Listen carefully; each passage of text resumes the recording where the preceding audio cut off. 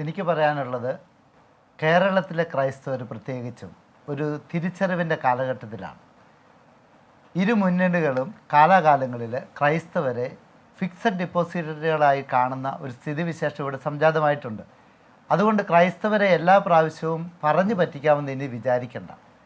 പല വിഷയങ്ങൾ പറയാനുണ്ട്, സമയം കുറവായിട്ട് ഞാൻ പറയാത്തത്. ഈ ഒരു ക്രിസ്ത്യൻ യൂണിവേഴ്സിറ്റിയുടെ കാര്യം ഞാൻ ചോദിക്കാൻ ആഗ്രഹിക്കുന്നു. എന്തുകൊണ്ട് ക്രൈസ്തവ പഠനങ്ങൾ ഇവിടെ അനുവദിക്കുന്നില്ല? മറ്റുള്ളവർക്ക് അനുവദിച്ചതിൽ ഞങ്ങൾക്ക് വെറുപ്പോ വിദ്വേഷമോ അസൂയോ ഇല്ല. അതുപോലെ തന്നെ ഞങ്ങൾക്കും അനുവദിക്കേണ്ടതായിരുന്നു. അതുപോലെ പല പല കാരണങ്ങൾ.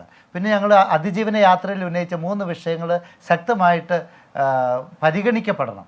ഇനി ക്രൈസ്തവർ ആരുടെ പക്ഷത്താണെന്ന് ചോദിച്ചാൽ ക്രൈസ്തവ സഹോദരങ്ങളെ ശ്രദ്ധിക്കുന്നവരുടെ പക്ഷത്താണ്.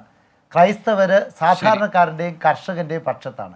അത് അഭ്യുന്ന പിതാക്കന്മാർ പറഞ്ഞിട്ടുണ്ട്. പരിഗണന എവിടെ കിട്ടുന്നു അവിടെയായിരിക്കും ക്രൈസ്തവരുണ്ടാവുക എന്നാണല്ലോ ഫാദർ പറഞ്ഞത്.